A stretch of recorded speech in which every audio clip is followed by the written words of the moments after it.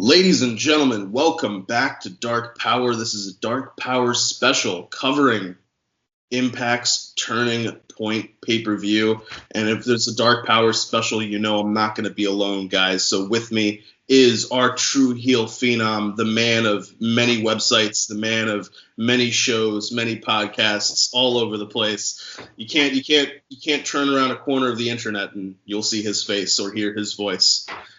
He is the true heel phenom, SB3. Sid, how are you doing today? I am doing well, sir. I am glad to be here with you to talk a little Impact Wrestling. You know, we touch on it on True Heel Heat every week. I also try to bring it into Wrestling Daily on the Wrestle2 YouTube channel every Wednesday, but this is where I get to really dive in and talk about putting respect on the Rascals' names, even though I won't be able to do that when it concerns Impact Wrestling anymore. Tear emoji. Yeah. I was involved in a conversation with somebody this morning about they were saying that real wrestling fans don't watch Impact Wrestling and 80% of the roster is not known to anybody. And I was thinking, well, I mean, if we're going to talk about real wrestling fans, to me, a real wrestling fan, if we're getting into the designation, is somebody who would go to independent shows or go to live events and things like that. And that's where you're going to see a lot of Impact stars, and you're not going to see stars from WWE because, well, they don't do indie shows. So, yeah, I guess that's a distinguishing between real wrestling fans and true wrestling fans, because true heels means that we are true wrestling fans. The reason we came up with the whole concept is because we watch everything across the spectrum. If it's good, we watch it. If it's not good, we complain about it. And we don't hold our tongues. That's what makes us true heels. And that's one of the things we will definitely be doing tonight with this show. So, guys, Impact's Turning Point. I touched on it briefly on the past episode of Dark Powerrr, doing a quick rundown of the matches. But this is an Impact Plus special event. It's only for Impact Plus subscribers. It's not a full pay-per-view, but it still has a full pay-per-view level of action. And we have some storylines that are being moved forward, particularly who shot Johnny Bravo. So let's get straight to it, guys. But as always, before we do, remember to hit that like button, comment, share, and if you haven't already, please subscribe. We always love increasing our family and adding people to our family in this wild and wacky world that we call professional wrestling. So starting us off, guys, we have Eddie Edwards taking on a returning Shawn Davari. Davari had come back during the Call Your Shot Gauntlet match at Bound for Glory, and here he is taking on Eddie Edwards in a singles match. I don't know if we're not getting an Eddie Edwards match in the main event. I feel as though having him in the opening spot is an amazing place for him simply because of how much of a standard bearer he is for the company.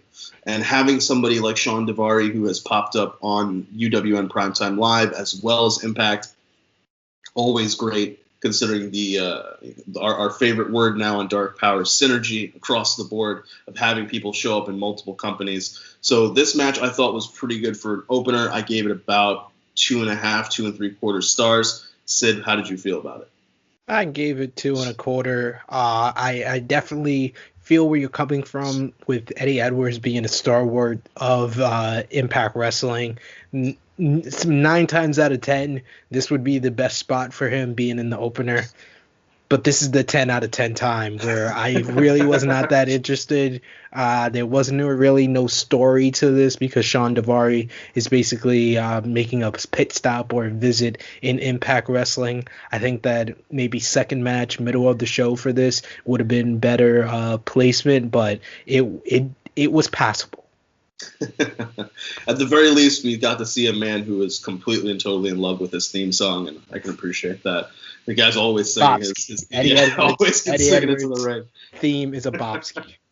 After this, guys, we have our unlikely pairing of Jordynne Grace and Tennille Dashwood, strange bedfellows, if you may, trying to take on the team of Taya, Valkyrie, and Rosemary. And like I said when we were doing a preview for this, you always expect the team that's been around for a while to do better than the team that's being thrown together, especially when this team is being thrown together just for storyline purposes to build out more tension. And that definitely rears its head here when Taya, Valkyrie, and Rosemary are able to put away Jordynne Grace and Tennille Dashwood.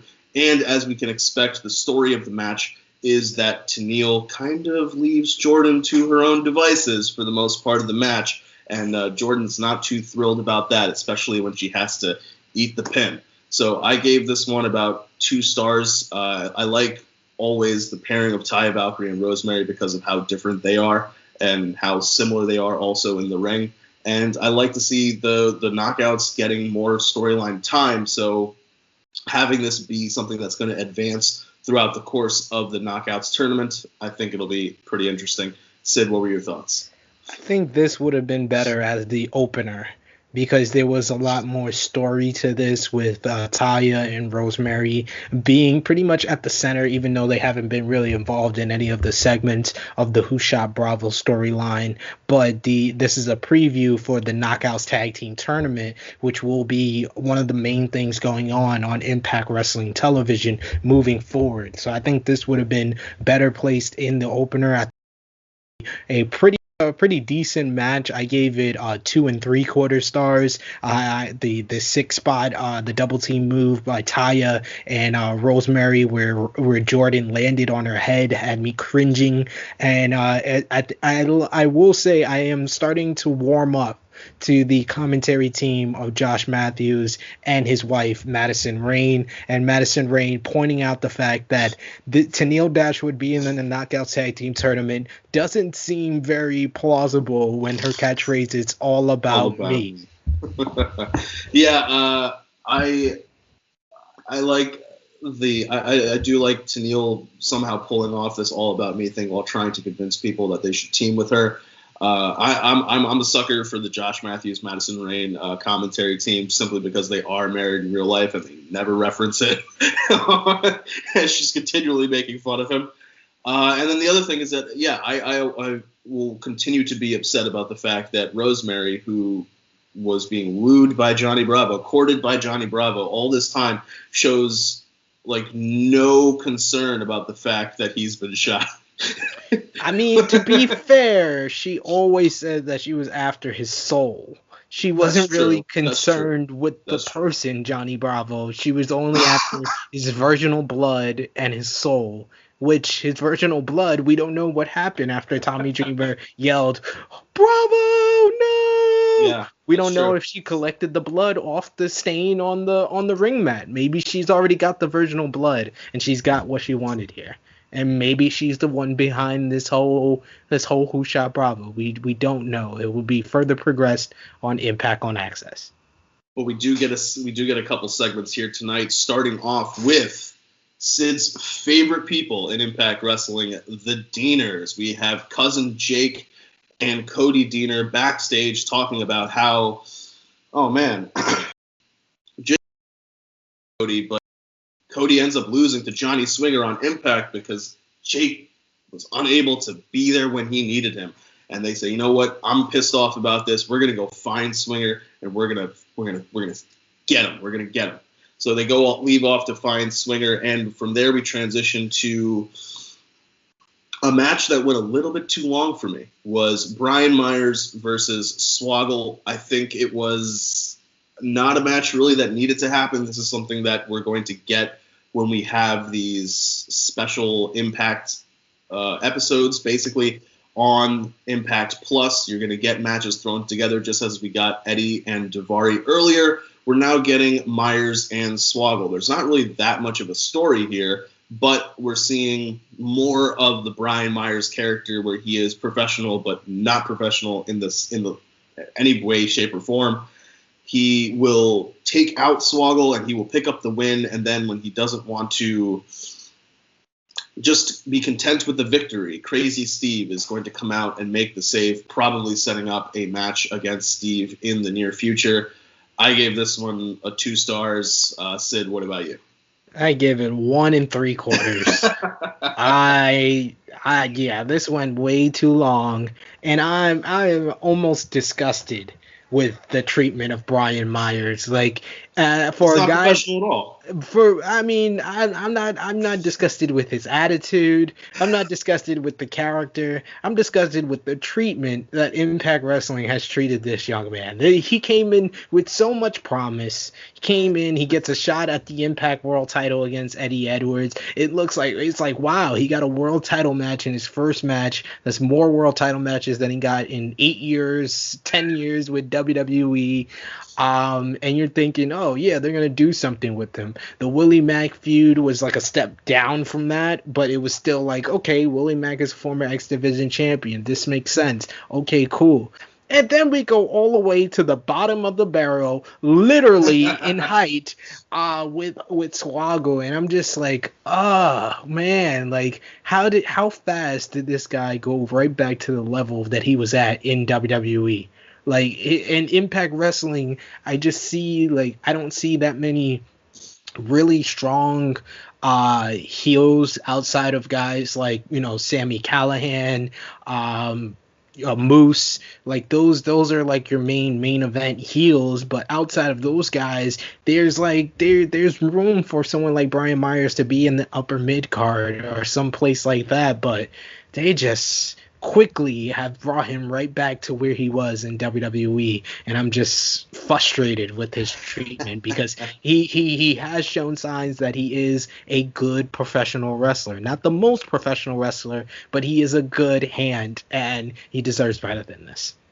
Yeah, I think if they had really committed to having the full-blown kind of Monsters Ball or Full Metal Mayhem match at Bound for Glory with him and Tommy Dreamer, and given him that kind of signature win on Impact, I think it would have done great things for him. Instead, he's in the Call Your Shot Gauntlet match with Dreamer, and it's just whatever.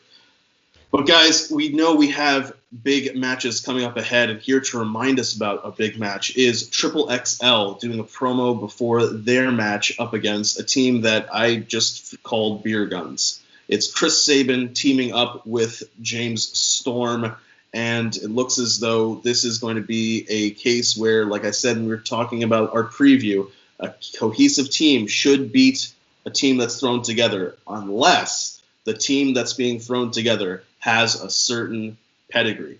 And this is a team that has that pedigree because while they are not tag team partners, they have had incredible tag team success with their own individual partners, whether that's Alex Shelley for Chris Sabin or Robert Roode for James Storm. Or Chris Harris. Or Chris Harris America's with Most James Wanted. Storm. Or Eli Drake for James Storm. Or however many other people on his way to collect 15 tag team championships. But these are also two guys who are former world champions. And when you have world champions in the ring, they bring a certain level of experience, a certain level of knowledge. Yes, I'm talking about how great Jinder Mahal is as a wrestler, but in this situation, the Beer Guns team is able to pull out a win over Triple XL, putting away the team that attacked Alex Shelley and continued to aggravate an injury that he already had. I thought this was a pretty good match. I gave this about 2 3/4. Sid, what were your thoughts? I gave this 2.5 stars. I like this match because, like you said, Sabin and Storm have huge accolades in Impact Wrestling, former world champions, but they're also former multi-time tag team champions, a part of 2 or 3 of the greatest tag teams in Impact Wrestling history with the Motor City Machine Guns, Beer Money, and America's Most Wanted.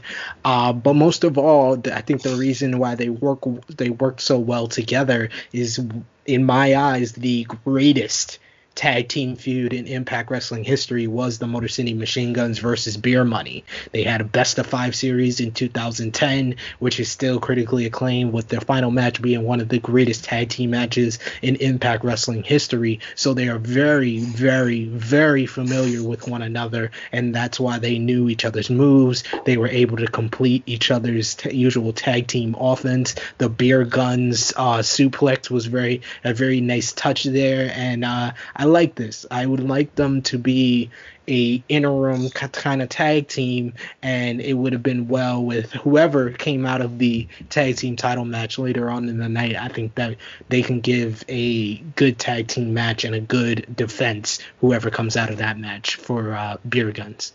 Yeah, if James Storm's pit stop in Impact Wrestling is a little bit longer than we may know or we may think, that is a very good option for the for whoever is the tag team champion. Know who is our wait, I'm jumping ahead. Here we get to go back to Sid's favorite group on Impact Wrestling, where the Deaners go to confront Johnny Bravo. They see Gia Miller running away from the men's room. You would think that Impact would not be filming something like this, considering everything that happened with Joey Ryan and Jay Chris. Jesus. But they go to the men's room, and outside of the door is Johnny Bravo's suitcase. And when they check the fanny pack, because the fanny pack is what Bravo Swinger used to connect with Cody on the match to win, when they go through it, they find a gun, a pistol. Swinger's got a gun. Swinger's got a gun. And maybe this is giving us some insight into who shot Bravo. Stay tuned for Impact Wrestling on Tuesdays on Access TV. Hey, but could be gimmicked. It could be gimmicked. He loves his gimmicks. Yeah, but after this, we have somebody who we know is a champion. We don't know who is our tag team champions until later tonight, but we do know that this person is our champion, Rohit Raju, defending the X Division Championship in a open challenge. And this is where the story or the show kind of took like a weird turn for me, because out of nowhere, Jake something shows up. And I'm like, wait a minute, why is Jake and Cody now coming out for this X Division match when they just found a gun? And at least it was the better member. I don't like the Deaners because fair. Cody is too hulky. He's not the best worker, but I like Jake Something. Jake Something has talent. He is the Shawn Michaels of this Rockers duo. Yeah, he had to shout out our Friday Night Lights, our wrestle. Gosh, why is his name escaping me? Warrior Wrestling. To shout out our Warrior Wrestling friends. Jake Something had an amazing match at Friday Night Lights against AEW's Joey Janela. Here he has a match against Rohit Raju. He comes up a little short, but as Rohit Raju is able to pull out the win and not really need to use that much chicanery in order to do so, we're seeing more and more of Rohit Raju becoming a cohesive, comprehensive wrestler. He can win via cheating. He can win normally or honorably, if you will. But either way, Rohit Raju retains the X Division Championship. Now, here's where things take a little bit of a turn, even more so. Out of nowhere, Eric Young shows up, and with him is John Doring, Joe Doring, a former Impact wrestler, as well as somebody who has been spent time in AJPW, All Japan Pro Wrestling, and he and EY beat the brakes off of Jake and Cody. This is kind of a throwback to when Eric Young did this by himself against the Teeners on Impact Television, but now he's got help. Now he's got muscle behind him to maybe get back to that feud with Rich Swann for the world title. But these two guys just destroy the Deaners. I know it brought a smile to Sid's face. And I gave the match itself about 2 stars, 2 2/4. We'll say that the post beatdown bumps it up to closer to a 3. 5 stars. I gave the match 2.5 stars. I thought it was another pretty decent match, average at best, but I like Rohit Raju getting the clean win here. He's probably one of the most improved when it comes to the Impact roster, just in stature and where they have positioned him as far as his push and where he was even 6 months ago. It's a big change to everything for him, and I love to see it because he's a guy that works hard. Jake Something is very solid in the ring. I wouldn't call him the prototypical X Division wrestler, but he's somebody that pushes across the concept of there's no limits in the X Division, and I think he can have solid matches with anybody that's in the X Division. So it makes sense for him to accept the defeat Rohit challenge here. I think that the turn you're talking about of the show is the show that these Impact Plus specials always give you good wrestling, kind of like Impact Wrestling, but it doesn't create any buzz and not a lot of noteworthy things happen here. And this was one of the first, I would say, between Victory Road and this show, this is the first noteworthy thing that happened, that we got a debut. And it plays into a lot of EY's promos ahead of Bound for Glory about taking over the world, and the world is ours, not his. The world is ours, and the R is him and Joe Doring. Joe Doring also spent some time in FCW. I think it was like Jake Brewer was his name back then in the WWE developmental territory. This guy is huge. He's a very beefy individual, and he gives EY some muscle that is much needed. And I apologize that I didn't mention EY as a main event heel, because he has definitely established himself as that. But the quickness in which Rich Swann got past him and his rematch made me not initially mention him, because it seems like they are repositioning him from the main event scene to now the tag team division with Joe Doring. Yeah, so we need to know, if they are positioning him for a tag team division, who is going to be our tag team champions. And now we have a promo from the Good Brothers ahead of their title match against the North later, where they are talking about how they are going to get these tag titles from the North. But before we can get to that, we have one final pit stop before we hit all three of our title matches of the evening. And this pit stop is Willie Mack taking on Moose. Now this is the title match as well. I don't think it wasn't for the actual. I mean, it on the graphic, it never said for the TNA World Championship, and the announcer never mentioned it. But the commentary team of Josh Matthews and Madison Rayne kept saying that this is a title match. Well, I mean, not to give too much away, but I'll get to it after this match when we talk about sometimes we're talking about production quality, and sometimes there's being a disconnect between Impact and everything that's going on. So in this match, I thought was a pretty good match, actually, and Willie Mack ends up getting the win by a disqualification, even though technically it is a ref stoppage. Moose is beating Willie Mack down so much that the ref gets Moose off of Willie Mack and says, "This match is over. This match is over." And then Moose says, "But I'm not done." And he shoves the ref off of Willie Mack and goes back to beating on Willie Mack. And then the ref changes his decision and says, "No, we are disqualifying Moose for violating a ref's orders, as well as putting his hands on a referee. This is now Willie Mack wins by disqualification." So I thought overall this match is good. And now the reason why I'm saying there's sometimes some kind of a disconnect is that on this past episode of Impact Wrestling, there's going to be a rematch for this. So I think there is sometimes, to your point, like there is sometimes Impact's got to work on some of these production issues. You will sometimes see in the background of shots, backstage shots, you can see the shadow of boom mics and things like that. Like they gotta fine tune some of these things. But one thing they don't have to fine tune sometimes is match quality. And this was a very good match. I gave this about 2.5, 2 3/4 stars. Sid, what were your thoughts?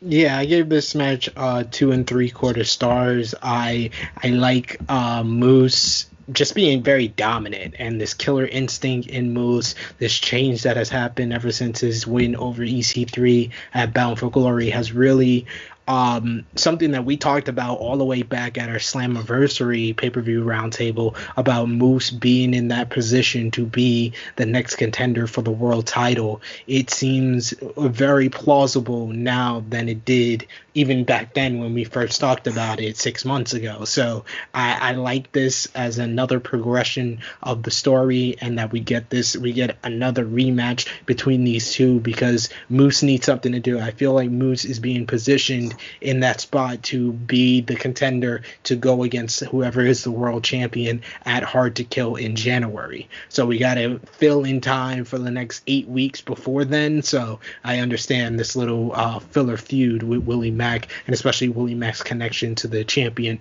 Rich Swann. It also makes a lot of sense. Yeah. So after this, we have our first of these 3 final title matches. It's the one that's going to upset me the most.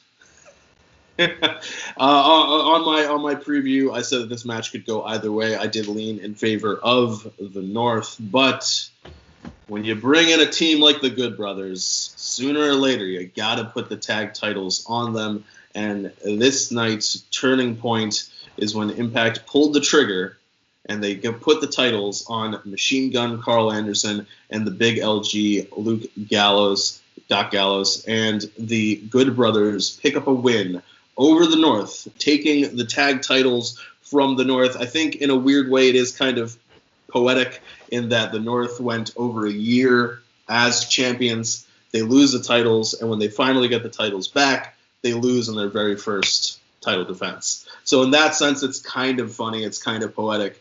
They should have won, but I think just because my thing is if they're gonna lose the titles that soon, they could have just had the Good Brothers win at Bound for Glory. Like, what was the point? I like this decision, honestly, because you wanna save Good Brothers winning it outright from the Motor City Machine Guns. Like the North were basically transitional champions here, so now we still have the Motor City Machine Guns versus Good Brothers on the table, because we would have had to rush right into that. That would be the next logical thing to do with the Motor City Machine Guns losing at Bound for Glory to the Good Brothers. The next logical matchup is the Guns versus Good Brothers, with the North winning at Bound for Glory and being the transitional champions over the Good Brothers. We can continue the feud between the North and the Good Brothers until January for Hard to Kill, when we can get the logical matchup of Machine Guns versus Good Brothers. But they would have had to delay it anyway because Alex Shelley's injured. But that power driver definitely injured him. So I don't think that he was injured to the point that he had to be off that long. And I think that they would have probably tried to do one more match and then probably write him off if it was outright that the Good Brothers won the titles from them. This way, with the North winning here, it adds we can further prolong this whole feud. And the North had to lose here or at the next special because Ethan Page's contract expires in 2020. Yeah. So this was another accolade to add to the North, so it helped the North. They were the longest reigning champions already, so making them transitional champions is not that big of a deal. Like with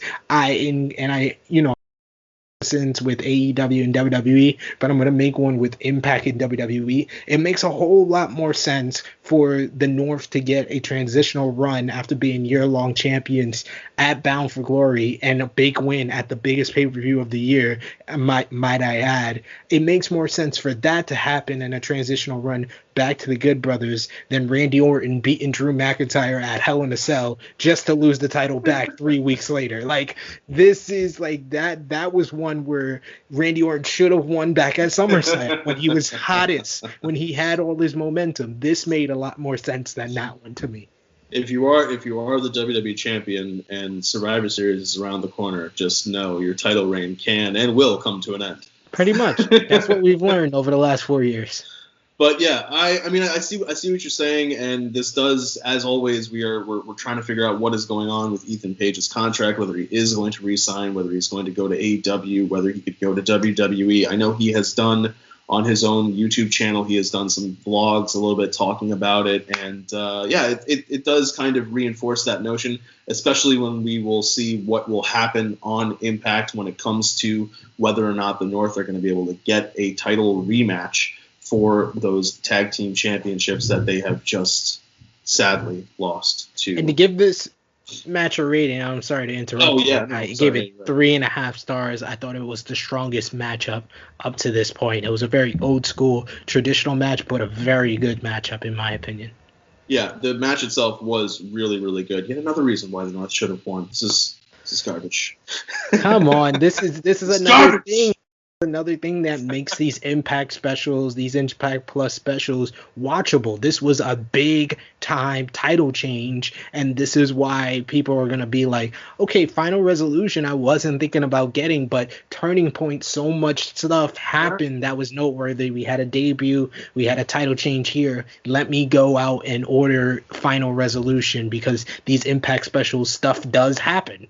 That's fair. And speaking of big title changes, in the second of the two matches that I got wrong when it came to predicting this, I thought that Su Yung was going to retain her title when you put a no disqualification tag that heavily favors the champion, heavily favors the face, considering the face is the one who does disqualification type of shit, and Deonna Purrazzo is not going to be in any form of advantage in this match. Coming into this match, Deonna Purrazzo has lost Kimberly. She has lost her title. She has lost everything. Maybe that level of desperation is what gives her the ability to pull out a gutsy win up against Su Yung, who had just also won the title at Bound for Glory. And with the situation that happened with Kylie Rae, they had to call an audible. Su Yung wins the title. Now she's defending up against Deonna Purrazzo. And in this no disqualification match, including a spot where Deonna Purrazzo is going to be able to use a kitchen tray to block the red mist, the classic red mist that Su Yung employs. She used the canvas, art canvas. Yeah. She is going to be able to win this match and win back the Knockouts Championship. I thought for what this match was, what I thought going into this match, and what I ended up seeing, it kind of was more than what I thought this was going to be. I thought it was going to be a little bit more of a cluster mess of a match, but it turned out pretty well. So I give this one about 2 3/4, 3 stars, and we'll see what happens with Deonna now being the Knockouts champion. Sid, what were your thoughts? I like this match. I gave this 3 1/4 stars. I thought Deonna worked very well in the no disqualification setting. Su Yung just always brings it in these type of matches. This is more suited to her style. The pedigree on the ramp was very nice. The great moment with the mist to the canvas, that was perfect for, Deonna and Kimberly, with Kimberly being her curator. It made sense to have the canvas there, and then the canvas going over the head of Su Yung, and then tapping her out with her double armbar.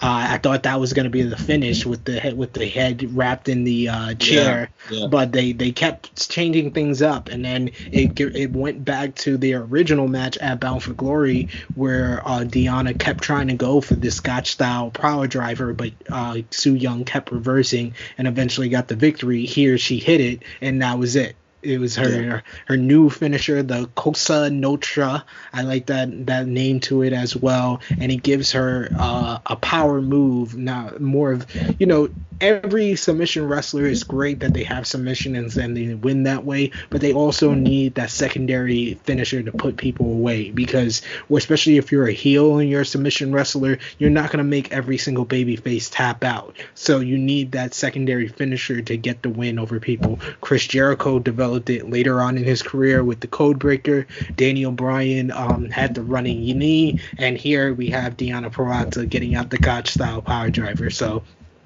I like this progression of her character. I like putting the title back on Deonna. Of course, we know the whole situation with Kylie Rae really has dictated all these title changes, because Kylie would have most likely got that victory at Bound for Glory and maybe had a longer Su Yung had, but they had to give us something for the loss of Kylie, so they gave Su a little short run and then put the title back on the star that they want to build this Knockouts division around, which is a smart move in my opinion, because Deonna Purrazzo has so much talent. Yeah, it's incredible considering that during her time in WWE, between I think NXT and the very, very brief times she was used on the main roster as an enhancement talent, I think she had 16 televised matches, and she was in WWE for a long time. I think very, like 2 years. Time. Yeah. Like 2 years. It was ridiculous. That's just incredible. And she wasn't even that well used in Ring of Honor. She had some feuds in Ring of Honor, but she should have been probably the first ever women's champion there, Woman of Honor champion, but they chose to go other routes with Sumi Saki, who I understand was helping out a lot of their younger females, but Deonna Purrazzo or Kelly Klein should have been that first option to be a Woman of Honor champion, and they decided to go other routes, and that's why they eventually lost Deonna Purrazzo and Kelly Klein. So, I don't want to go into there. That's for Review of Honor with you and the baby making champ Ness. But I got this prediction wrong. We didn't get to do the turning point predictions on True Heel Heat, but I think I made a comment on one of the Wrestling Daily episodes where someone asked about turning point, and I said the Good Brothers would win the tag team titles. I had a feeling that was going to happen more than this happening, but I'm happy for Deonna. Yeah. I will say, to your point about the Gotch style pile driver, it is very important to show that character growth in Deonna, because she knew or had the belief that she could put somebody like Jordan Grace away with the Venus de Milo. But she knew that somebody like Su Yung, who is batshit insane, is not going to tap out. And so she tried to come up with this Gotch-style power driver to be able to put her away. And it didn't work at Bound for Glory. So she said, okay, this time around, we'll go back to what I know. We'll try this Venus de Milo. It's no disqualification. Let's put a chair on her head. And that didn't work. So she said, you know what? Maybe I do got to try to go back to that previous strategy. And this time it does pull it out. And, yeah, congratulations to Deonna Purrazzo. And finally, guys, in our main event, we have an interesting story in and of itself, because while the story was not really that developed on Impact, because it was kind of a very short, compressed amount of time to get the story done, the promo video reinforced the fact that this is a very long-standing feud, and you don't really need that much time for these two guys to just be ready to mix things back up. And here we have Rich Swann defending his newly won World Heavyweight Championship, Impact World Championship, against Sami Callihan, the Draw. And in a really good match that I liked a lot, and I thought was my match of the night, Rich Swann is able to successfully defend the world title against Sami Callihan. He is still our Impact World Champion. I gave this match 3.5 to 3 3/4 just because of the history of the two of them and what it brought to the match, as well as their ability in the ring. Sid, what were your thoughts? I really like this matchup. I thought it was a solid main event. I gave it 3.25 stars. I thought it was a strong title defense for Rich Swann. It made him look very good. I like the interplay with Ken Shamrock trying to get involved, but Eddie Edwards cutting him off. They're really low-key, subtly teasing an Eddie Edwards versus Rich Swann title match, which I think is going to be a really good matchup right there. But Sami Callihan, I think that the reason why this wasn't as strong a rating for me as it was for you, I didn't think they did a good job of teasing that Sami Callihan could win here. A lot of the build was a year ago when these guys feuded over the X Division Championship. I do like how things work, because when Sami Callihan won the world title on the Impact following Bound for Glory 2019, his first title, Tessa Blanchard came out, but weeks later, his first title defense was supposed to be against Rich Swann, and that didn't happen due to Rich's injury. So I feel like this video package, they just took off of that original Impact Plus special they were going to do with those two for Sammy being the champion against Challenger Rich, and they just placed it here because really, I think outside of the last 20 to 30 seconds of the video package, it was nothing to do with what happened in the weeks since Bound for Glory to set up this feud. Yeah. It was all about what happened previously between these two former friends, which I think added a little bit of content to this match, which made it a fun main event. Rich looking good. Rich using a new finisher, the multiple spinning heel kicks, and then the final Russian super kick to the head of Sami Callihan. I like him also developing a secondary finisher because the Phoenix Splash, the lethal injection, those are all really good. But being a world champion, you have to come up with different ways to defeat different competitors. So I like the fact that he has now 3 different ways to put people away. So it makes him a very versatile babyface world champion who I don't believe is going to have that long of a run, in my opinion. I think that Moose will be our next Impact World Champion. Big January. All these years later, from his big push at the Slammiversary 2018 when Austin Aries was the champion and he was a babyface going in, and it seemed he was destined to win there. I think in January of 2021, almost 3 years later, he will finally get to that apex because he just seems like a whole new type of competitor. But I think Rich Swann needs these very strong title defenses to kind of give him something to overcome because of the size difference. They need to really make Rich Swann look strong. I think they're going to further develop that in the weeks to come on Impact Wrestling, maybe also at Final Resolution. But Rich Swann versus Moose is shaping up to be a very good main event matchup for Hard to Kill, in my opinion. Yeah, this was a good main event. I like overall how they are telling this Rich Swann story, simply because I do agree with you that I think in January we are getting Moose as champion. So in a way they have to... Rich Swann was primed for a long run, and so they're kind of having to compress a lot of that and tell a story quickly. And there are going to be some pitfalls when that happens, considering that next week or on Impact we're not really a Rich Swann story. We're having more of a Rascal story in Rich Swann's match. Rich Swann is more of a bit player in that overall situation. But I know that the week after, we're going to be getting Rich Swann versus Ken Shamrock. So we'll see what happens there. It's going to be a really interesting thing to see what happens at Final Resolution. I feel like these are kind of a not just TV specials, but maybe kind of for some reason, I want to say they remind me of In Your Houses for some reason, but at the same time, but like there was enough specialty happening with In Your Houses that it's not. But there are, I don't know when we're going to be getting matches like Myers versus Swaggle again. Hopefully not anytime soon. But guys, we are going to now give you our MVPs, LVPs, and our matches of the night. So Sid, we'll start with you. We'll go with LVP. Who's your LVP? LVP, even though I think we could be I think we're going to be agreeing here. I mean, I would give it to Swaggle, but I don't want to discriminate against, I don't want to be a sizist. So I'm going to give it to Brian Myers for having a tough job at defeating Swaggle. He deserves LVP, in my opinion. We are in agreement there. Who is your MVP of the night? MVP, I am going to go with Deonna Purrazzo, the two-time Knockouts champion. I think it's well-deserved that she won in a match stipulation she's never been in before. Yeah, I will agree with that.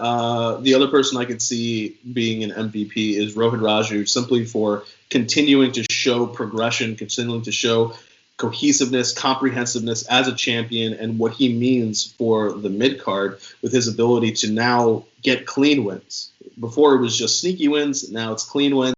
So we'll see how that goes. And no relation, right? No relation. Okay. That I know of. But yeah. So match of the night. I'll lead off with this one. I'm going to go with Rich Swann versus Sami Callihan. What were your thoughts? What about you? I'm going to go with the Impact Tag Team title match between the North and the Good Brothers. I thought that was a really good tag team matchup, and it's probably the best tag team matchup outside of the Rascals one that the Good Brothers has had since their time here in Impact Wrestling. I thought that was really strong. I did enjoy Swann versus Sami Callihan, but I think that it was I was more into what was going to happen in the finish of the tag team title match than the heavyweight title match. I think it was a foregone conclusion that Rich Swann was going to win. That's why I think this one was better, because the finish was not as predictable. That's fair, and who knew we needed to see Doc Gallows gargling bourbon whiskey after a win, right? I mean, and why swinging the tag team titles. I just like where Impact Wrestling is at right now. Although they're losing a top talent that they never put respect on their names in the Rascals, I think they're in a good position. They have a whole bunch of stories and different storylines going on. The Knockouts Tag Team Title Tournament is very interesting with the names they announced there. That was one thing that we didn't touch on. Shouts out to Battle Club Pro, another one of our friends. Shout out to their tag team champions. The Sea Stars are in the Knockouts Tag Team Tournament. Also, Jordan Grace, Tasha Steelz is the current Icons champion of Battle Club Pro. My early prediction here, I'm going to give my prediction right now for the Knockouts Tag Team Title Tournament. I believe this is a first round matchup. Sea Stars versus Kiera Hogan and Tasha Steelz. The winner of that match will be our next Knockouts Tag Team champion. I think it's Sea Stars versus Valkyrie and Rosemary. Oh well, I say Sea Stars or Tasha Steelz and Kiera Hogan will be our next Impact Knockouts champions. Yeah, I lean in favor of Kiera Hogan and Tasha Steelz simply because they will bring the most to that Knockouts Tag Team Championships. I think they're up against. I think their first round is Jordan Grace and to be announced, to be determined. No, Jordan Grace and the to be announced is going to verse Killer Kelly and Renee. Oh yeah, you're right. Yeah, you're right. Killer Kelly and Renee Michelle. Yeah, I'm looking for, because I think that the Knockouts tag titles is built for either Valkyrie and Rosemary and Steelz and Hogan, and I think they're going to give it to Steelz and Hogan. I'm looking forward to seeing them with that Knockouts Tag Team Championship. So, guys, last but not least, we will do our thumbs up, thumbs down, and 3, 2, 1. Yeah, I gave this pay-per-view overall like maybe a 6.5 out of 10. It moved storylines forward. It had some matches just for the sake of the show itself.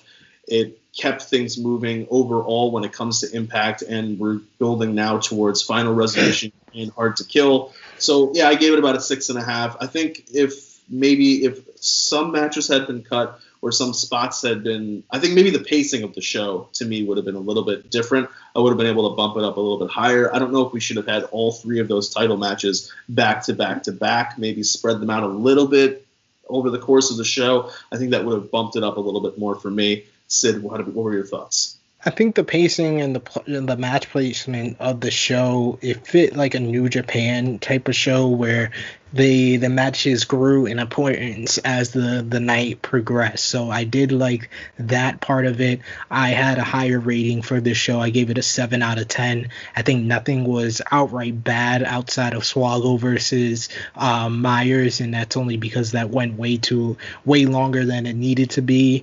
But other than that, I think this was a very, very solid show and moved stuff along, and it was the most noteworthy Impact Plus special that I've seen in recent memory for sure. 2 big title changes, a surprise debut, a strong main event. That's a 7 out of 10 show to me. Fair enough. And when we do see whether or not they can top this at Final Resolution, it's my hope that Sid will be joining us again on another Dark Powerrr special when we talk about Final Resolution. But until we get to Final Resolution, guys, we'll be with you every step of the way on Dark Powerrr, covering everything that happens on Impact, AEW Dark, and UWN Primetime Live, seeing if that synergy will continue to be there with these 3 companies. But until then, guys, I am the StatKing, And on behalf of True Heels, and thank you once again for our True Heel Phenom, Sid, let the people know where they can find you, which, I mean, they just turn around and you're right there. You can find me on Instagram at TrueHeal_EpicSP3. You can find me every single Wednesday live at 3 p.m. Eastern Time, 8 p.m. BST for our UK folks on the Wrestle2 YouTube channel on Wrestling Daily with Alex McCarthy. We always talk about the latest wrestling news, get into a healthy, friendly debate or two or three or four sometimes. Always fun over there, and every single Saturday right here on the YouTube channel as right here on the True Heel Heat YouTube channel. You can find me on our weekly podcast, True Heel Heat, breaking down the latest wrestling news as well as the next big shows. So check us out. All right, guys, and on behalf of myself, StatKing, thank you guys once again for watching. Take care of yourselves, take care of each other, and we'll catch you later. Peace.